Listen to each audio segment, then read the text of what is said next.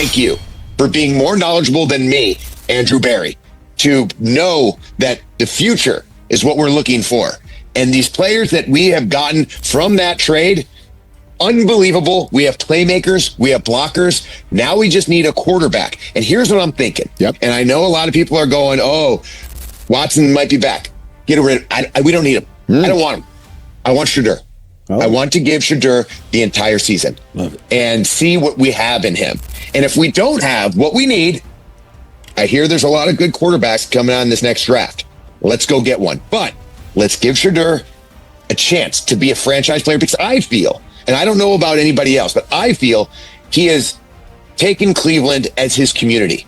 And whenever someone comes into Cleveland, you have to represent Cleveland. And I feel like he's been doing that. He does the little things around the community that a lot of people may see or may not see, but I look at it on social and I'll be like, wow, he's really being a part of the community. And that I love. And so I want the Cleveland Browns to do well. I think they have everything they need to do well. Before this past NFL draft, The Miz told himself out loud, publicly, that the Cleveland Browns were not going to the Super Bowl this year and that the organization should tank for Arch Manning. After this draft, he went on national television and said the Cleveland Browns are going to the Super Bowl behind Shedeur Sanders. That is not a flip-flop. That is an honest evaluation of what Andrew Barry just built. And the argument The Miz made to back that prediction is more specific, more grounded, and more analytically serious than the dismissive coverage of Cleveland's quarterback situation that has dominated the sports media cycle for the past 2 weeks. But before we break down every element of The Miz's argument and why the people laughing at this prediction should be paying closer attention, you need to know 3 things first.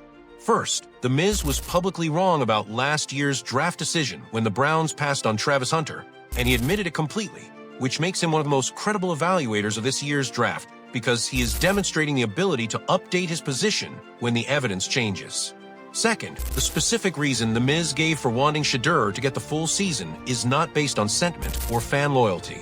It is based on an observation about Shedeur's community presence that reveals something about his character that the anonymous source campaign of Year One was specifically designed to obscure.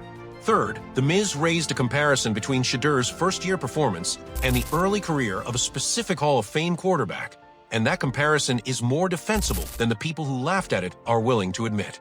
Now, let's set the full picture, because The Miz's credibility in this conversation is higher than his celebrity status might suggest. Last year, The Miz was photographed with visible despair when the Browns executed the trade that moved them away from Travis Hunter. The image became a widely circulated meme. He was publicly wrong about the value of that decision. 1 year later, the players acquired through the assets generated by that trade are in the building. Mason Graham on the defensive line, Quinshon Judkins at running back, Dylan Sampson in the secondary, KC Concepcion at wide receiver. All 4 came to Cleveland because of decisions Barry made in that draft cycle. The Miz went on national television, acknowledged he was wrong about last year, then looked at what the 2026 draft and the full offseason produced and made the Super Bowl prediction. That is not a Cleveland homer losing his grip on reality. That is a fan who was willing to be wrong publicly, updated his evaluation when the evidence changed, and arrived at a significantly more optimistic conclusion because the new evidence warrants it. The core of his argument is about Shedeur Sanders directly. He wants Shedeur to have the full season, not Watson for a quarter of the schedule and Shedeur as the fallback. The full season, every rep in camp, every snap of the preseason, every game through week 17. His reason is not just fan preference. He said Shedeur has taken Cleveland as his community.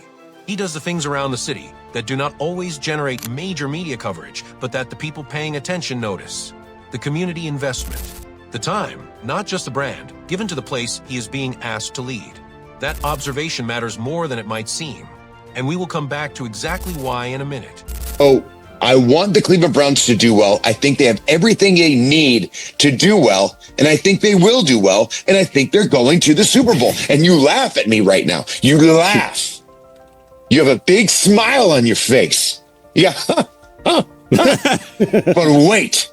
You just wait. Okay. Until next year. Right. We're sitting here talking again. Yes, sir. And I am bragging that the Cleveland Browns are the Super Bowl champions. You know what? I got to. You know what? I got to applaud. We got to give it up. Thank you. Gotta give it. That's the level of delusion I have. Not delusion. It's not delusion. I love it. But I hear you, and I don't think anybody capes for Shedeur more than I do, because I've known him since he was a knee-high to a jackrabbit, to use a phrase. And so and obviously I love Dion and the whole family. He does have an opportunity, I would imagine. The anonymous source campaign that damaged Shedeur's public standing in year one was built on a single foundational narrative, that he is more interested in his personal brand than in his commitment to winning football, that he prioritizes his image over his preparation, that the commercial sophistication of his off-field operation is evidence of divided attention rather than exceptional organization.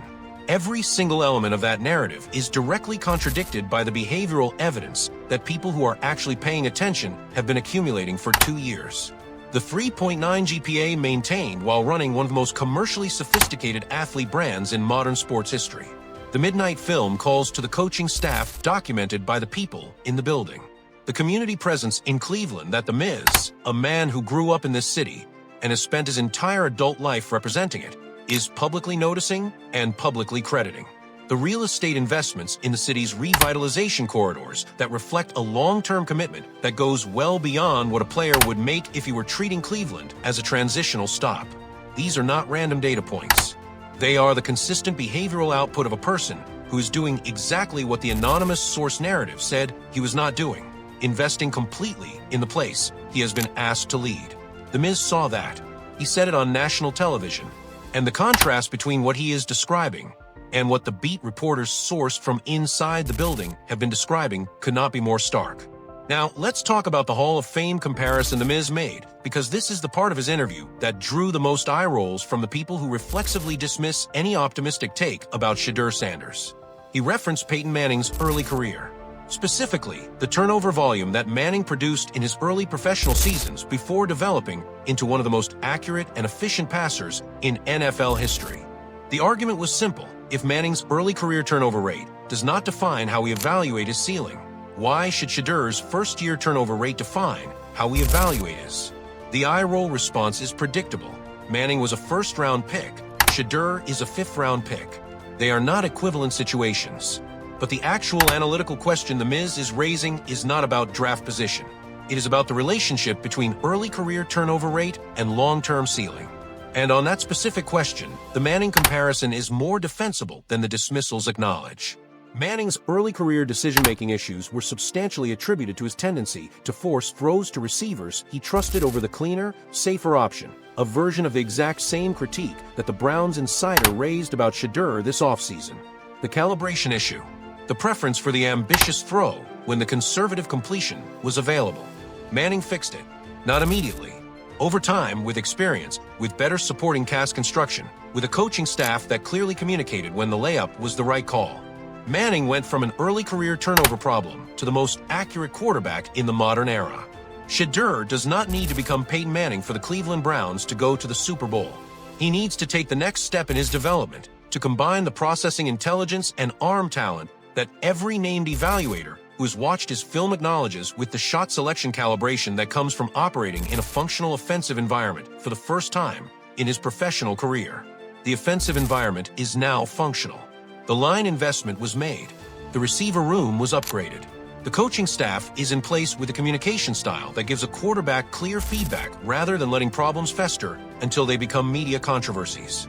And if you are a Browns fan who has been wading through 2 years of organizational dysfunction and manufactured narratives to see Shedeur operate in conditions that actually test what he is capable of, The Miz just said publicly what every honest evaluator of this situation is thinking privately. The pieces are there. The quarterback is there. The only missing ingredient is the organizational commitment to give him the full season to prove it.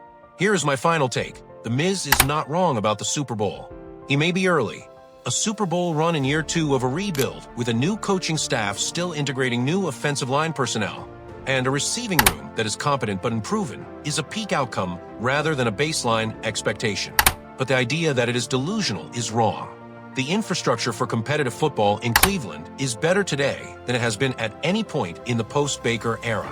The quarterback at the center of it is a player with documented processing ability, elite preparation habits, and a level of community investment in Cleveland that signals genuine intention to build rather than pass through.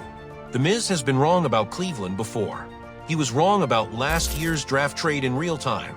He acknowledged it, updated his evaluation, and arrived at the Super Bowl prediction after one of the most analytically impressive offseason constructions this franchise has produced in years.